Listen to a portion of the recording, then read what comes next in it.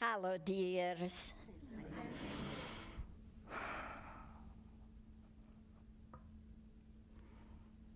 So how are you doing in the energy these days? Good? Good? Mixed bag.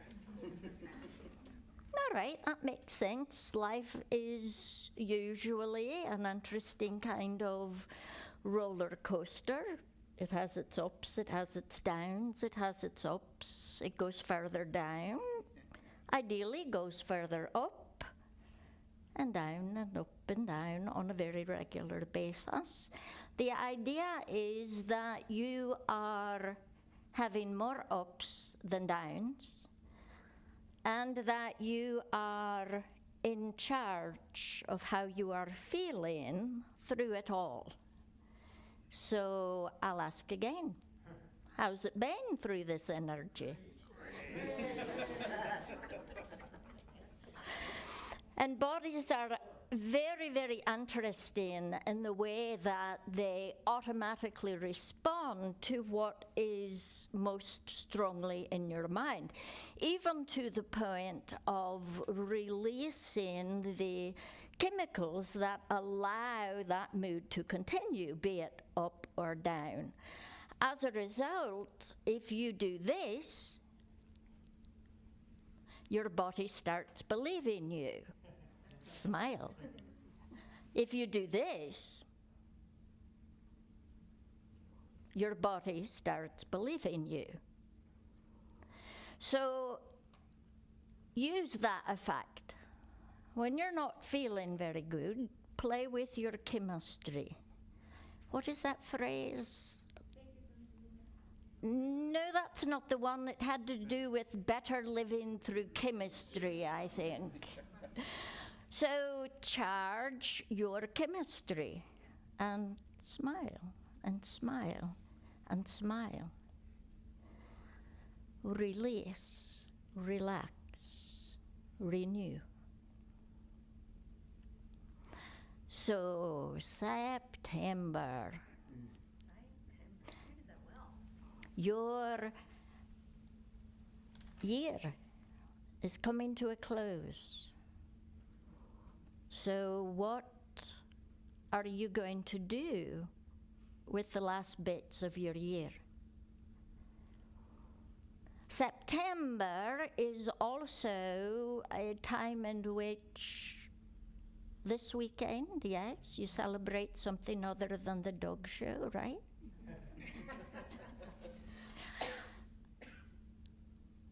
If you want to see the farm happy, what you need to do is watch her at the dog show. Oh, look, that's it. Look, there's a whole bunch of the same one. And I like dogs. It's also thought of as Labor Day. And that's actually where I'm going tonight. Do you remember what your Labor Day is about? Really? Sales. All right, that works. Frank? It was originally started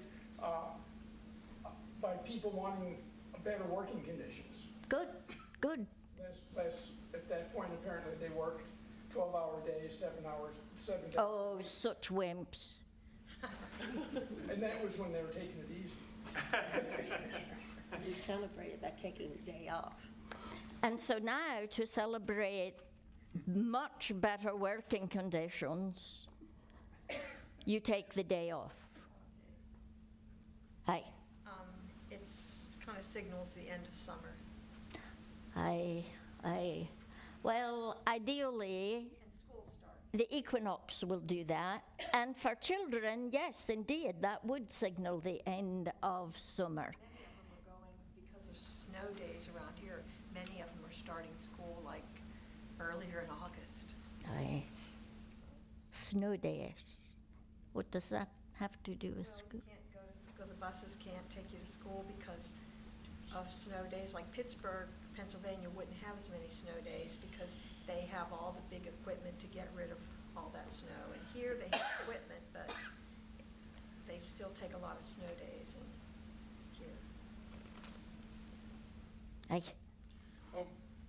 mean, I see it as a day to think about how the working conditions that I have now are pretty darn good, and it's because of the people who went before me and really struggled and Nice. got them to change.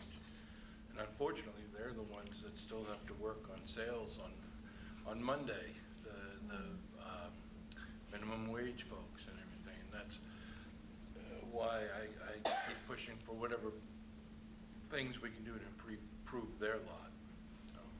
Improve all lots, those working, those wanting to work who are not or cannot, sure. Labor Day has to do with taking care of yourself. Do you know why? This is one of those things that I think are kind of obvious, a step. So just look on the top for answering that. Does it come from the idea of you cannot give what you do not have? So I you need like to that. make sure your batteries stay charged so that you can serve and give and work. I like that. I like that. I'm going to add it in real quick.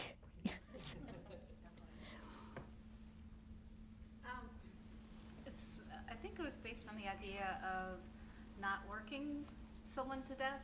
I mean, like literally. So having a day to acknowledge, a day to just relax is sort of a way to take. Doing something good for yourself, and yes, that's good to have in there too. Where I was going with it was Labor Day is about work. And as a guardian, you have an innate desire to work. You do. But that work isn't necessarily what you do to earn your income. The work that your guardian heart is fulfilled by is service to others. Actually, it's giving love. And service is, of course, a means of giving love. Love heals. Love fills. It's very hard for me to say those two together. Love allows renewal when you're overtired, when you've not been doing something good for yourself, when you need to be you at your best. It's easy, it's simple. Love. Love all. Always.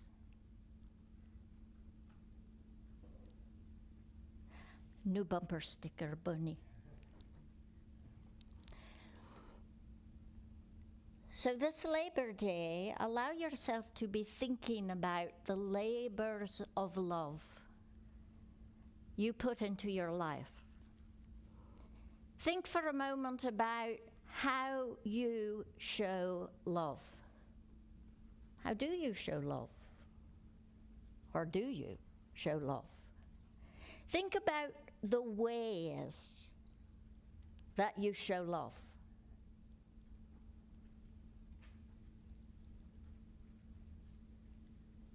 And ask yourself, when is the last time you consciously gave those ways, lived that love? So for the sake of all who would be listening and needing a boost in ways to give love, share with me. How do you show love in this world? You think the best of. You think the best of the person, you think the best of the situation, you think the best of yourself in that situation. Yes. And you surround it with love. Nice. Good. Hi. Listen to someone deeply and carefully. Nice. Good. I find that, getting wheels and making sure I'm ready, and I'm always ready on time, so that I can get the ride. And then the driver, I do my very best. I greet them, say hello to them, ask them how their day is. You treat people like they matter. Nice, nice. For me, I think sometimes it's a simple touch. A touch can do it. Be careful. But yes, a touch can do it. Can do a lot of things, but certainly provide love. One of the life hacks, I like that you can do when you are really listening to somebody, as Angela said, for instance, you are consciously sending love, is find a reason to just quickly brush them. Maybe as you're walking by, maybe as you hand them over your money, but just a brief touch and send that love. A way to do it just as you're going throughout your day, even if you're not around other people, is to send a gold cord of light from your heart Nice. to theirs, and just fill that gold cord with love, and just see them filled with love and shining brightly and happy. Very good, very good. Hi. Give random compliments. Good For one. instance, going, whatever you, okay, I'll help you. Well, if I see somebody who is looking, and it really helps if you're older because they don't think I'm coming up with them, but saying somebody who is really pretty hairdo or whatever, I'll just, this works on campus, for instance, I'll just go up to them and just say, you look really fabulous today, what a great hairstyle. And they just kind of go, thank you. I mean, they just, it's amazing, 'cause they don't expect it, Nice, nice. I'm just going to throw in a caveat on that that's something that sometimes needs to be avoided in the workplace. I can get away with it, I was saying, but, and I usually do it with, like gender. And it's only sometimes, because in fact, it is not considered harassment, Yeah. but somebody can take it as that, and particularly if you do it too much, they can take it as that. So. And you have a stocky look about you. So many times when Vernon has been in the hospital, the cleaning people will come in very quietly and go about emptying trash cans or sweeping the floor, and they don't say much or interfere with the patient. But sometimes I find that if they just say, you all do such a great job, you just do such a good job taking care of things. Thank you. Being grateful is a very powerful way to give love. Aye. Performing random acts of kindness. Random acts of kindness. I love that. Yes, yes. Aye. Which is what they're all talking about. Absolutely. Aye. Someone that you interact with out in the workplace, the dry cleaners, the grocery store, a restaurant, I try to ask their name, and then when I go back, I'll address them by name or thank Ooh, them. nice. Do you keep a Rolodex? Some of it, but some of it I just keep in my head. Good work. Good work. Hi. Massage your dear one's feet. Oh,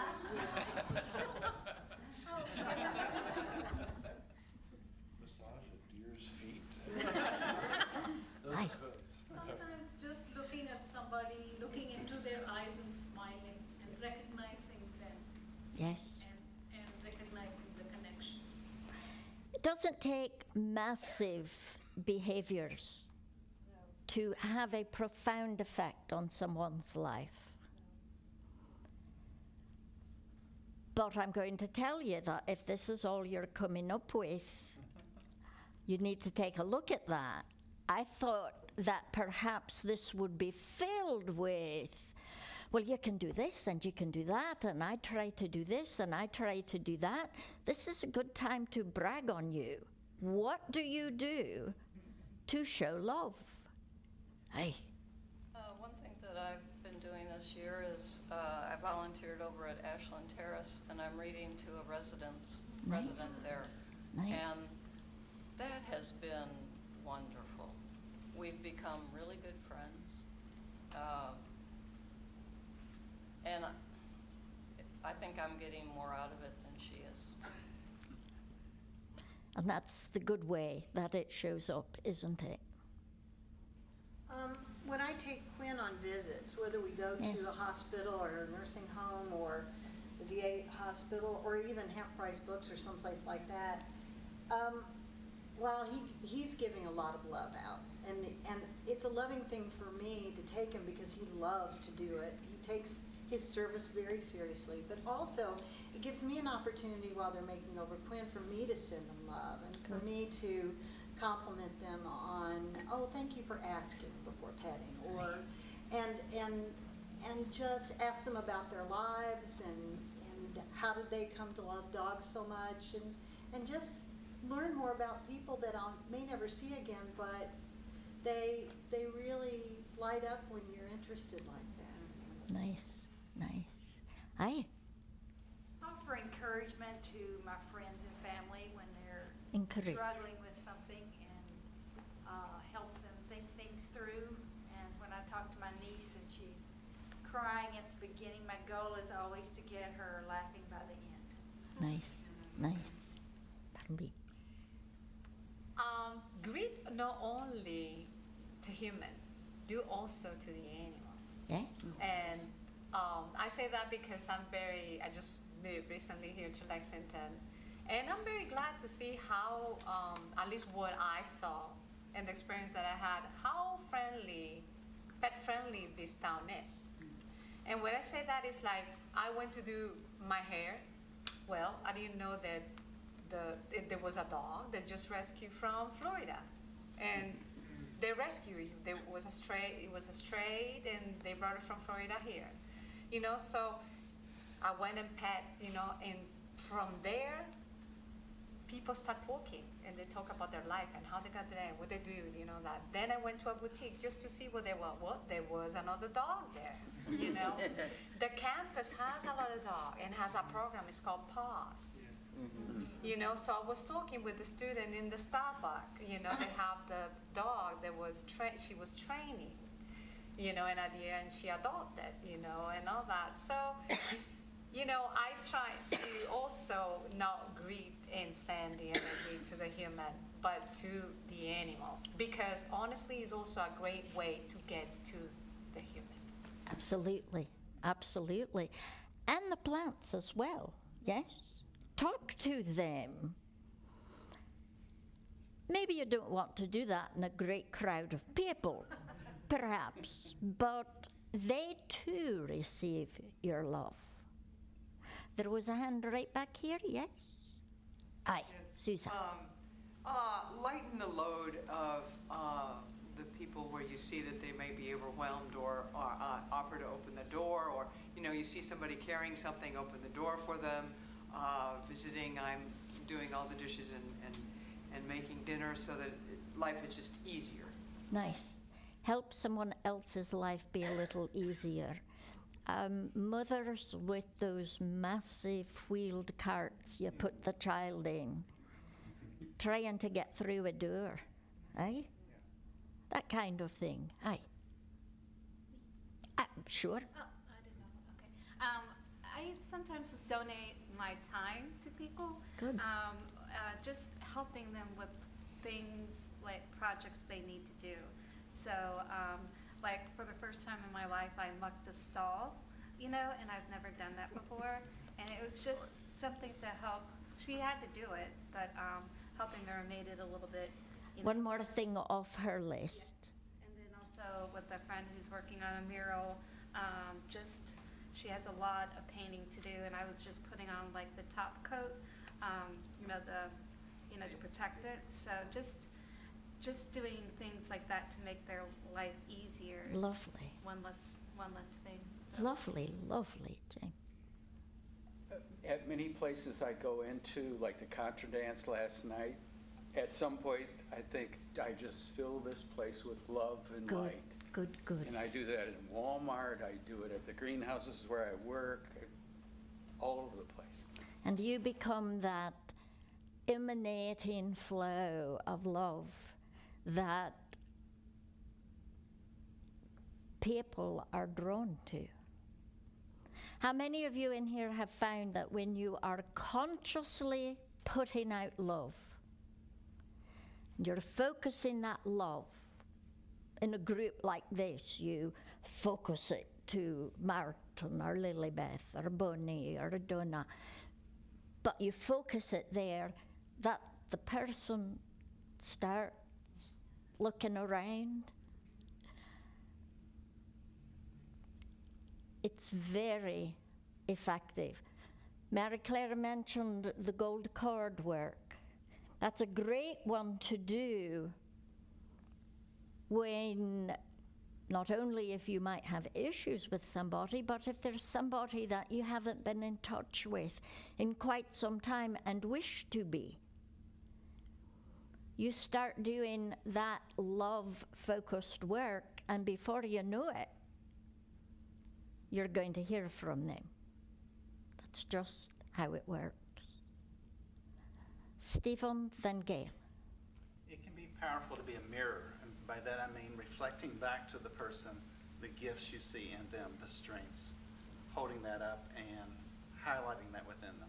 Helping others see the gifts they have, the gift they are, certainly to you. That's good. One of the great gifts in my life has been to work at Costco as the person that hands food to people, or, well, has it sitting there for them to take. And I don't always do it because I don't always remember when I'm rushed, but one of the great ways of sending love to somebody is to put it in the food. Absolutely, absolutely. There's always people who want to have that food. And I'm finding that since I'm stuck at a cart, it could be anywhere in the store, that people are coming to me. I'm finding more vegans than I have ever met in my life in one store at Costco. And they do have a lot of vegan items there, but what's really interesting is that they suddenly sort of present themselves in front of my cart, and then they stand there and they start talking about food. Vegans are very lonely people.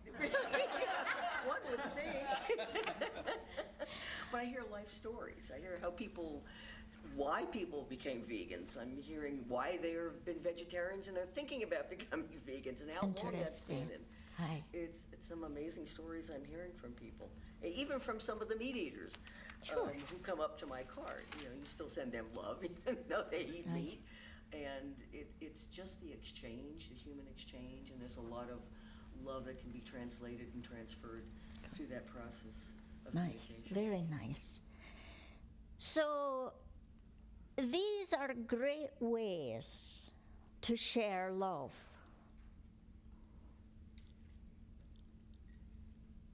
But you're not going to share what you cannot define. You cannot consciously send what is just a touch and go feeling for you. So that's my next question.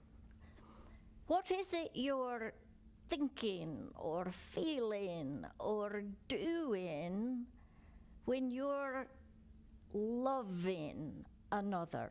How do you define this is love? Perhaps those of you who are in relationships might remember when you just realized this is love. Perhaps you are a parent who has a child and you recognize this is love. Perhaps, how do you know love? Well, it helps from what you just said if you have experienced those things like being a mother or something like that. But also, one can help themselves like I do because I am still a mother, but my child has grown. Yes. But I don't just identify with my personality. Good. I say to myself, I am light. Nice. I am love. Yes. Joy and service. Nice, nice. The effects you want to serve and give you feel joy in your life. Stephen. When I look beyond this illusion of separation with skin and bodies and recognize the oneness, then it's easy. A recognition of the oneness, the connection, the thread that holds you with the other and others. Deva. Specifically with like my children, sometimes they'll be telling me things and I'll really want to say, well, you just don't have enough experience in life to have an opinion on that. But I don't, and I let them talk because I have to realize this is how they will learn, this is how they will grow. I'll ask them questions. Why do you feel that? How would you want to do that? Tell me more about it. And sometimes I'll learn something. Well, probably all the time. I'll learn something from it too. But I think that's active listening is what basically I think is very important. Yes, yes. It's kind of hard to describe something so powerful, and that's kind of the essence of what is the best there in this existence and in myself. But it's what my spirit's made of, and when my heart's open, the joy that flows out of it is just, it's just an amazing, powerful thing. And even when there's bumps in a road in a relationship, say, it's opening one's heart. You push the ego down and say, no, you're not going to control the love that I feel. It's resilient. It's beyond that. This quibble, this disagreement, this is so small compared to what love really is, and that's what I'm made of. And it's so big. It's hard to describe. It is. It can be. But I like the descriptions that you've been using, because love causes you not to be looking at yourself, but to be looking at the other. So in your life, when you find that it's work, Labor Day, had to get that in there. When you find that it's work to be that friend, be that lover, be that kind individual doing the acts that you have spoken of, when you find that hard, it's because love isn't there. When you find it easy, it's very likely because love is there. Love isn't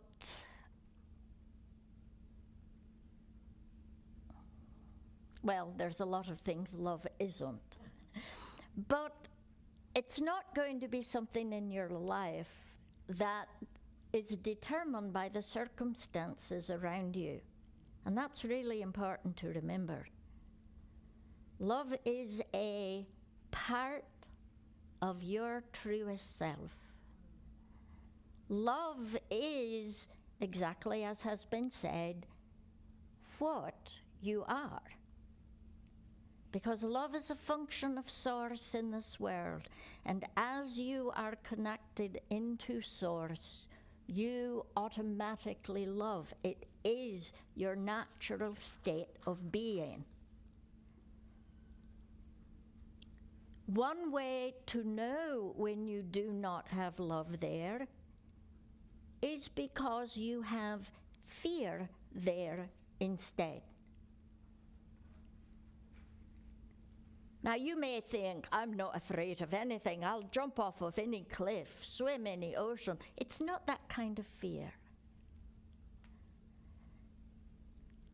It's the kind of fear in which you don't believe in yourself, that you can manage this situation, that you can rise above what's going on. That's fear. And where there is fear, there is not love. And so looking at your life and thinking about, where am I desperately holding on to this personality, to this ego's needs, to that which is about myself, rather than doing random acts of kindness and giving to others and doing gold cord work and consciously allowing the spirit you are to function in this world. That's when you have the opportunity to change things into conscious acts of love. And that's work. It's conscious work. Now, I want to shift here, so take a deep breath. I'm going to take you to Atlantis, all right? Because Atlantis is about work. And Labor Day seemed particularly fitting to take a few moments and talk about Atlantis. Has nothing to do with just having opened a stargate. That has to do with a primary Atlantean connection, but nonetheless. Atlantis is a lovely mythology. Or is it? There are so many different versions of what Atlantis is about, what it looked like, where it was, where it is, what it's doing tomorrow for lunch. And the more people that you talk to about it, you're pretty much going to get one of two things. You're going to get everything that they've heard from Plato forward, or you're going to just get laughed at. So I'm going to go at a rather different direction, sort of like I do with your Christmas story. Instead of talking about a great birth, I talked to you about what the sheep had to say. So I want you to just put on your magic hat. Put on the mind of a 4-year-old and be exceedingly creative here. And I'm going to give you a once upon a time, all right? Once upon a time, you know the next line, right? Long, long ago. In a land far, far away. 126 million years ago. Give or take.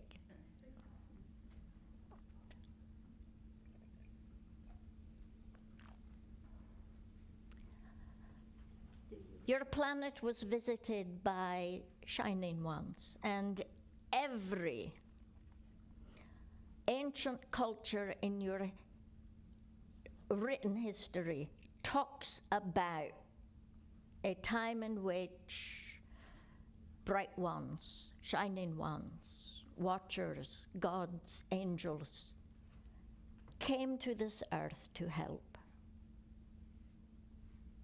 Well, in this story, we're going to just take that one step closer to you, and we're going to say that in this story, those shining ones have come. And their work, because it's Labor Day, right?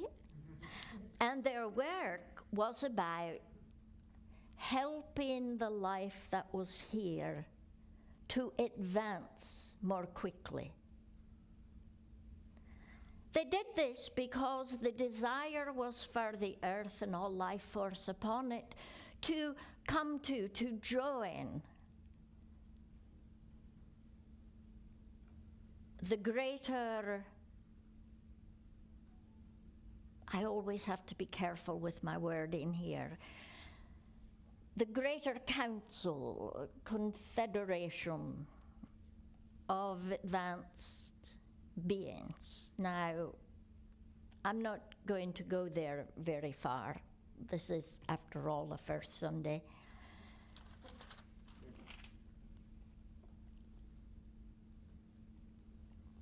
But the desire was to help this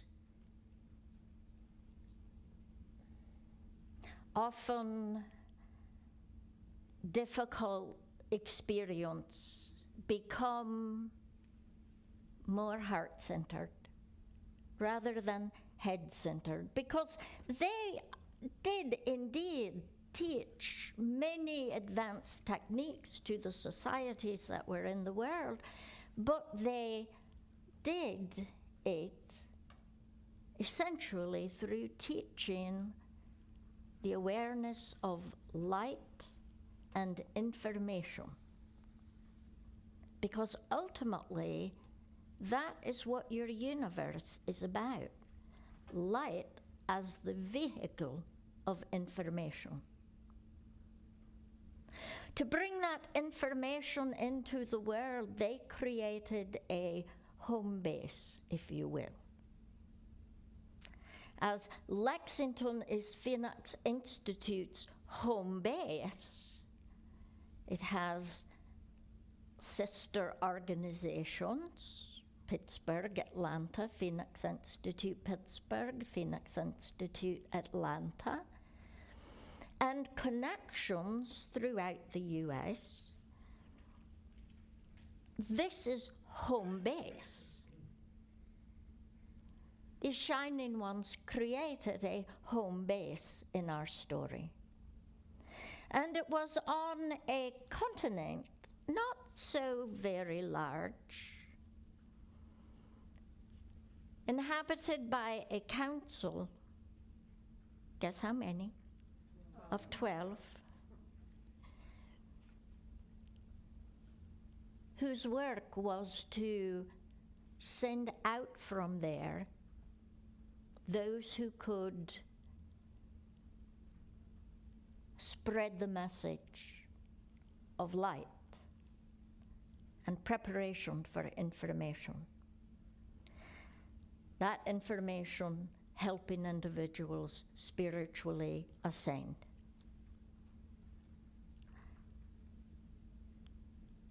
In our story, a really good try was made, but it did not work. So it was tried again. And it looked like it was going, but it did not work. And there were a couple of more tries before, finally, there was a home base of light, of love, of power, from which many went out to establish across the planet more of that light and love and power. All right, all of this is the first paragraph of our story. It's not the main point. The main point has to do with what happened from there. Things finally seem to be moving along in a very good way. And the council itself eventually dispersed onto different areas of the planet. Guess how many different areas? 12. Got it.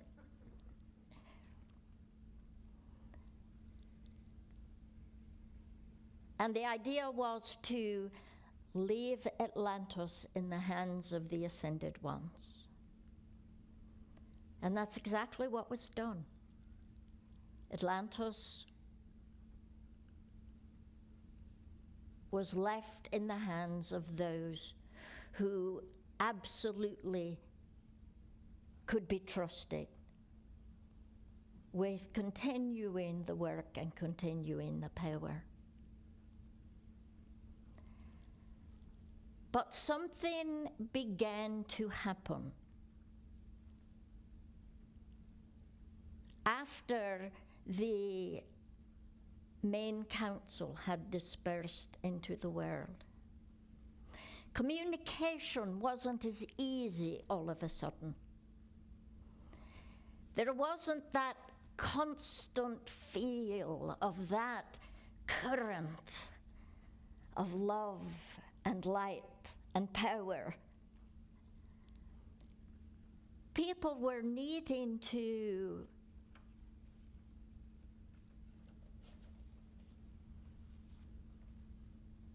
consciously create what had always been an easy flow for themselves. Those who seemed to know what was going on, and certainly who acted as though they were getting that love and light and power on a regular basis, became leaders, priests, priestesses. Essentially, religions began to form, following this one and that one and this one.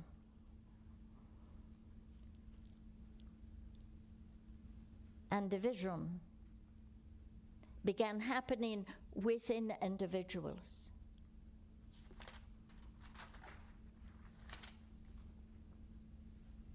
Atlantis began to crack, because that's what division does. Atlantis began to have a population, and this was a very slow thing, began to have a population who felt not that they needed to consciously work on this love, but that instead, if they followed this person or that person or that person, and made sure that they followed every rule, all would be well. And of course it was not, because that is not the nature of life in this world. It's not about who tells you what to do, including me. It's learning to hear your heart and function in love. But as is so often the case, where there is power given to a few, very often there becomes a need not to maintain that original flow, but instead to maintain power instead.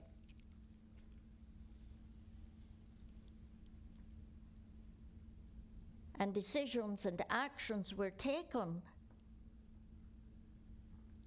that were not about right action, were not about consciously living in love. Greed began to appear from that point. Division and greed go together, by the way. The greed to be sure that they have the power that they want, ultimately. And as this story continues, all manner of misuse of power began to claim Atlantis.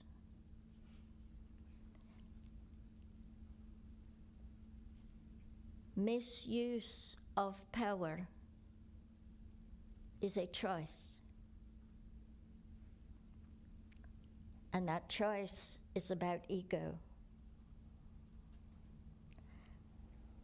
On this Labor Day, I would like for you to think about the misuse of power that you see around you so often.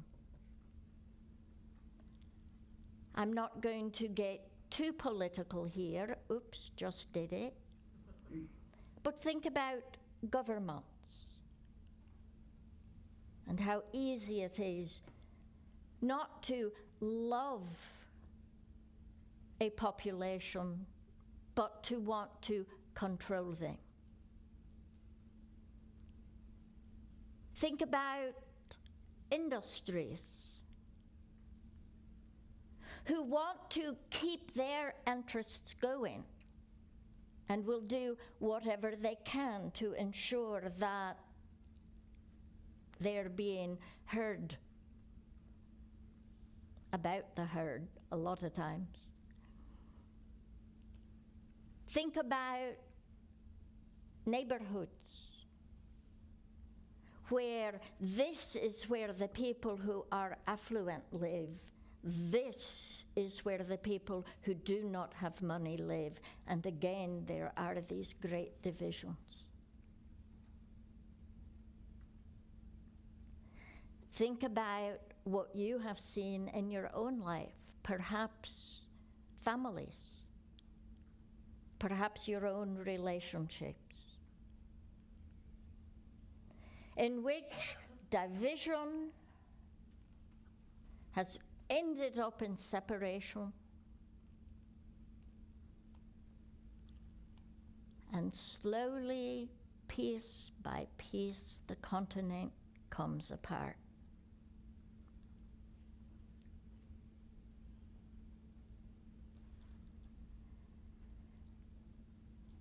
Atlantis, as the story goes, sunk beneath the waves, and indeed, that is ultimately what happens when there has been misuse of power, a lack of right action, not functioning in love and light and power. When individuals forget their truest work in the world, which is to love in everything that you do.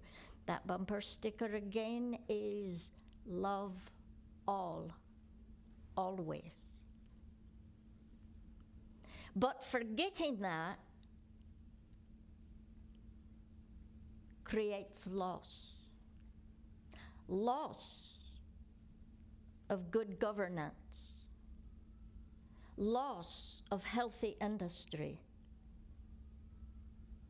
Loss of solid groups and relationships of all kinds. It takes work to make it right. And of course, what the Atlantean Council had created was a shifting away from that first center, a moving outward to spread that love and light and power.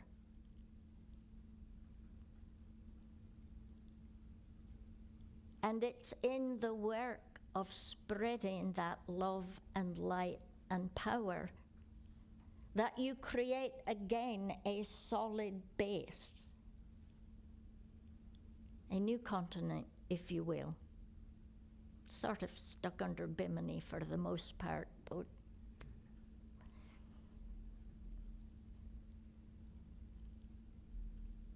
it's only then that you get the happily ever after.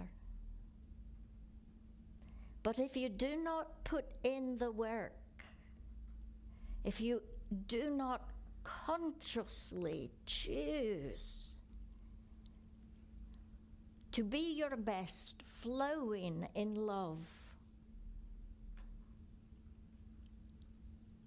you will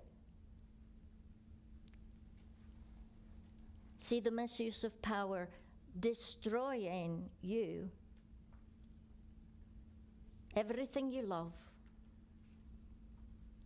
and the plan for the world as you know it. And that's not get you in a dark alley and threaten you. That's simply how it works. You do not want to be around those who misuse power and do not express love, do you? Of course not. And that's what happens in the world. Breaking it down by lack of action, lack of action, lack of action. Choose the work of love. Consciously choose acts that express the light you are. Purposefully use your power for love and for good. And make your world stronger. It's very much like pouring this water into this glass. If the glass had been filled with fear, and you poured that water in, it would displace it. Well, in your life, displace the fear, the negativity, the pain, with love. Love all, always.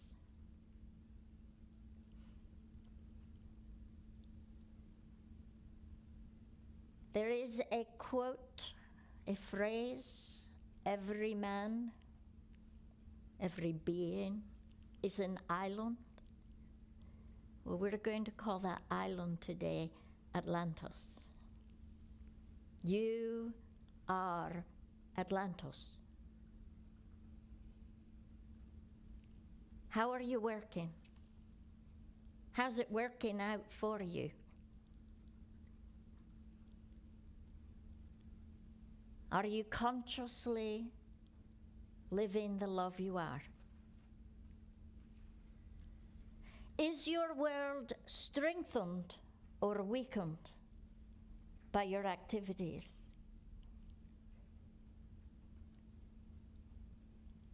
Are you strengthened or weakened by your choices?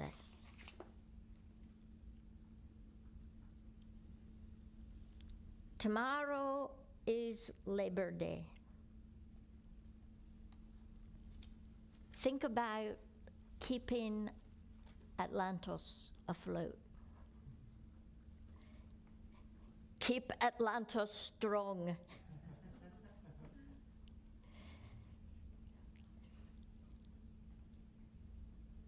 Don't waste your time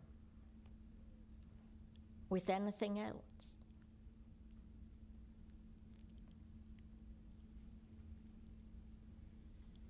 This experience is about being the love that you are here to be. This experience is about choosing unity. This experience is about raising the love you are up in this world, and not the ego that love often has to displace. It's a very wild time right now. Until the equinox, when you get another blast, different altogether, you're going to be winding out of the chaos. No more important time to ensure that what you are thinking and feeling and saying and doing is all about the ways that you show love in this world. A really good time to be looking at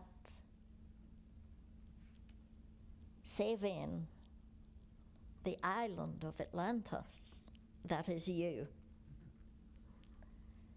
from the destruction that the wrong use of power, that poor choices, that unconscious behavior will bring to you. Because as I have said, this time is about creation. And what you are thinking is amplified. What you are doing, how you are spending your time is amplified. You are creating your future right now with how you see your world. So be the loving power of light. See how I wove that together? That you are meant to be. Connect yourself back to that counsel. Draw strength of primary intent into yourself and let it explode out of you, amplified into this world. Your love has never been more needed, never been more important. It is an action, a work that really matters.